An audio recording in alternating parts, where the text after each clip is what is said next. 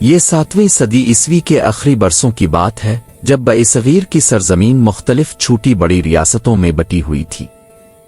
سندھ کا علاقہ اس وقت ایک طاقتور حکمران راجہ بھیم سنگھ کے زیر اقتدار تھا۔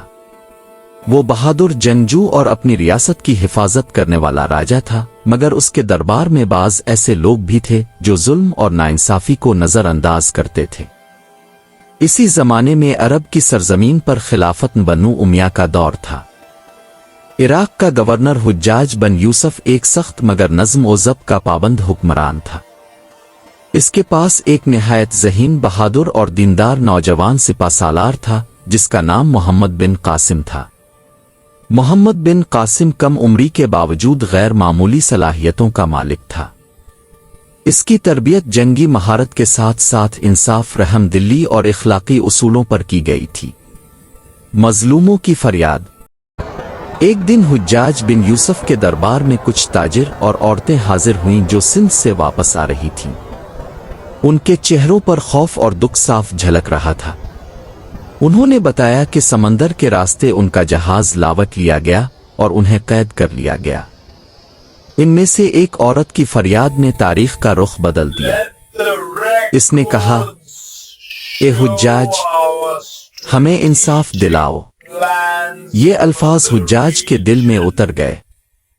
اس نے سندھ کے حکمران راجہ بھیم سنگھ کو پیغام بھیجا کہ قیدیوں کو رہا کیا جائے اور لوٹا ہوا مال واپس کیا جائے، مگر راجہ کے دربار سے جواب آیا کہ یہ حملہ ڈاکوؤں نے کیا تھا، ریاست اس کی ذمہ دار نہیں۔ یہ جواب حجاج کو قبول نہ تھا۔ اس نے فیصلہ کیا کہ سندھ کی سرزمین پر ایسا نظام قائم کیا جائے جہاں مظلوم کو انصاف ملے۔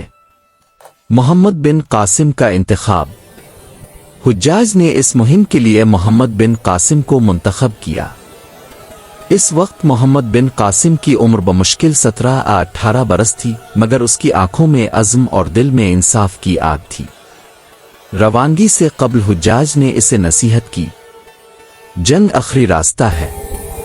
اگر لوگ امن چاہیں تو امن دینا، اگر ظلم چھوڑ دیں تو ان پر رحم کرنا۔ محمد بن قاسم ایک منظم لشکر کے ساتھ سندھ کی طرف روانہ ہوا۔ راستے میں وہ جہاں بھی پہنچا وہاں کے لوگوں کے ساتھ حسن سلوک کیا، جس سے اس کی شہرت ایک منصف سپہ سالار کی بننے لگی۔ راجہ بھیم سنگھ کا دربار۔ ادھر سندھ میں راجہ بھیم سنگھ کو عرب لشکر کی آمد کی خبر ملی تو اس نے اپنے دربار میں مشاورت بلائی۔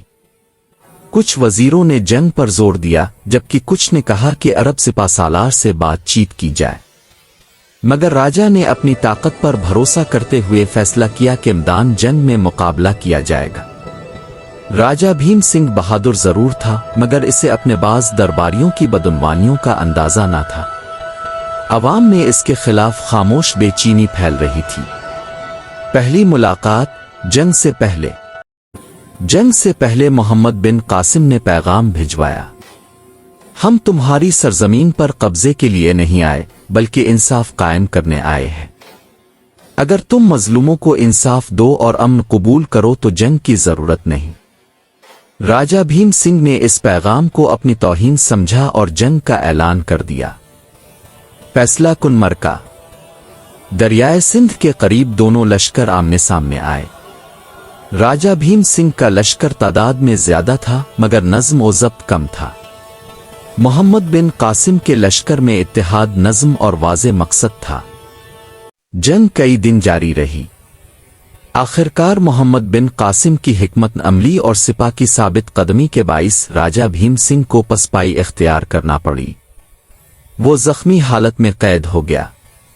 قیدی راجہ اور انصاف۔ راجہ بھیم سنگھ کو محمد بن قاسم کے سامنے لایا گیا۔ راجہ کو توقع تھی کہ اسے قتل کر دیا جائے گا، مگر محمد بن قاسم نے اس کے زخموں کا علاج کروایا اور عزت سے بات کی۔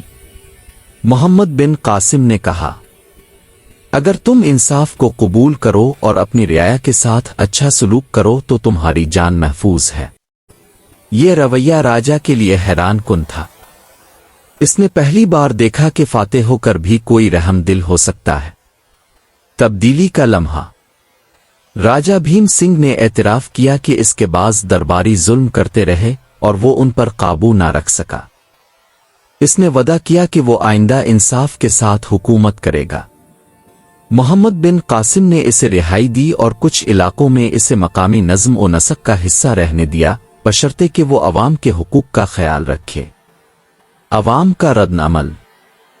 جب سندھ کے لوگوں نے دیکھا کہ عرب فاتح نہ لوٹ مار کر رہے ہیں، نہ زبردستی مذہب تبدیل کرا رہے ہیں، بلکہ انصاف فراہم کر رہے ہیں، تو ان کا خوف ختم ہونے لگا۔ کئی لوگوں نے محمد بن قاسم کے کردار سے متاثر ہو کر اس کا ساتھ دیا۔